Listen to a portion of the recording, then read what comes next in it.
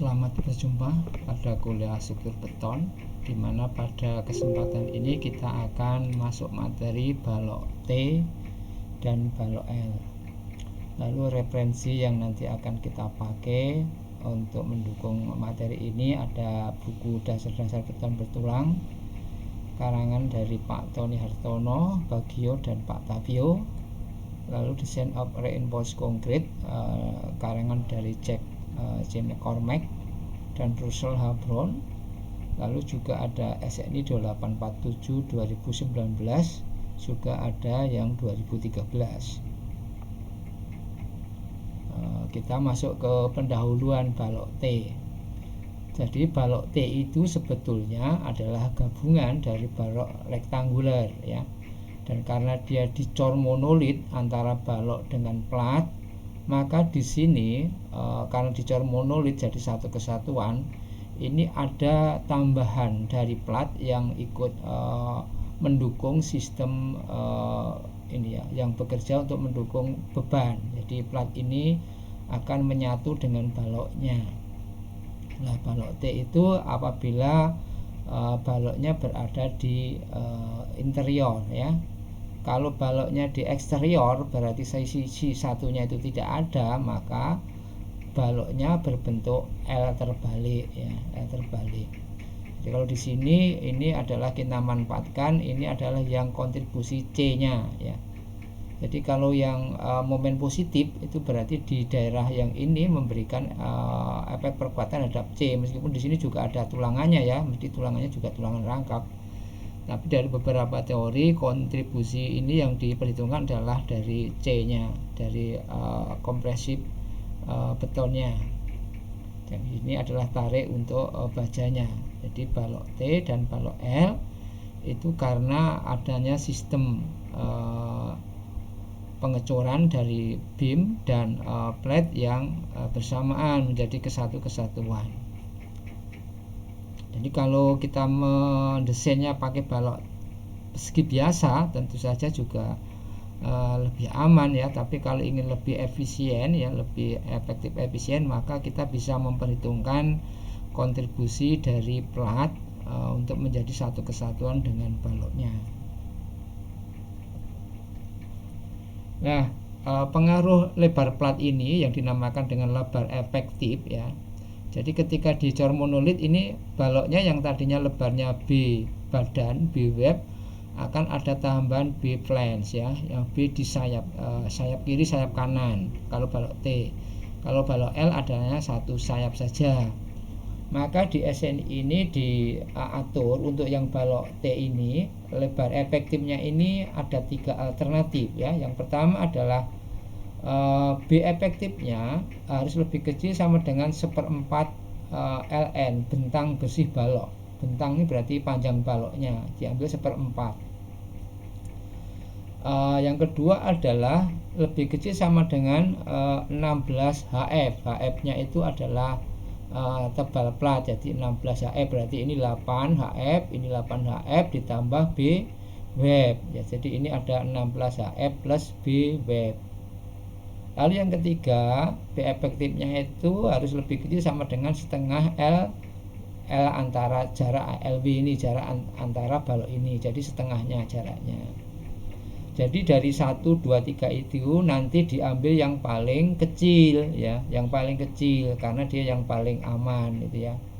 Jadi lebar efektif dari 3 ini 1/4 bentang balok, setengah bentang bersih antar balok web ya, dan 16 tebal plat ditambah BW ya, itu diambil yang paling kecil ya, itu yang paling kecil. Sedangkan untuk balok yang L ini ya, balok yang L terbalik ini, maka B efektifnya harus diambil di antara 3 juga, yaitu 1/4 ln bentang bersih balok terdukung ya, hampir sama dengan ini. Lalu 6 HF ya, ini hanya 6 HF ya, 6 HF ditambah tentu saja B web ya. Lalu yang ketiga adalah setengah bentang bersih antar web, setengah bersih antar web dan web. Web ini web, jadi setengahnya. Ini juga diambil yang paling kecil. Jadi Jadi yang tadinya baloknya persegi, karena dicor monolit dia bisa menjadi T, balok bentuknya T dengan lebar efektif yang atas ini ya, yang atas ini. Lalu ini di McCormack ini sama ya penjelasan ya. Reinforced concrete floor system normally consists of slab and beam that are placed monolithically. Jadi sistem pada pengecoran lantai itu biasanya adalah terdiri dari beam dan slab ya. Sebagai akibatnya ya, dia akan bekerja sebagai satu kesatuan dan dia akan menjadi balok T yang dan balok L. Ini penjelasan dari Jack McCormack juga ya. Jadi ini balok T. Ingat seperti ini. Jadi ini ada balok yang bentuknya T. Tetapi ketika ini ada tulangannya kan di sini, nanti kan itu kalau keseimbangan gaya itu menghubungkan antara T dan C ya. Kalau C-nya itu ternyata di atas slab, di atas web maaf ya, di atasnya flange-nya lantai ini, maka ini bentuknya tetap persegi ya, tetap persegi. Kalau dia nanti di bawah ini C-nya di bawah dari platnya ini, berarti di sini dia bentuknya sudah jadi T ya. Jadi nanti ada T yang asli, yang ini, dan ini namanya T yang palsu. Karena tadinya bentuknya T tapi ini tetap persegi ya. Tapi 0,85 FC B kali D lah. B-nya itu yang ini ya, bukan B yang web ya. Kalau ini AC-nya kan ada yang di web, ada yang di flange ya, jadi itu. Jadi untuk menganalisis mendesainnya itu sama dengan balok rektanguler, balok persegi yang sudah kita pelajari, hanya kita harus tahu B-nya yang mana ya. Bisa B, bukan B web tapi B efektif ini ya. Kalau balok T ya udah ini B total ini kalikan yang berapa kedalamannya ini ya. Kalau udah yang ini berarti ada unsur flange sayap dengan unsur web, unsur badan.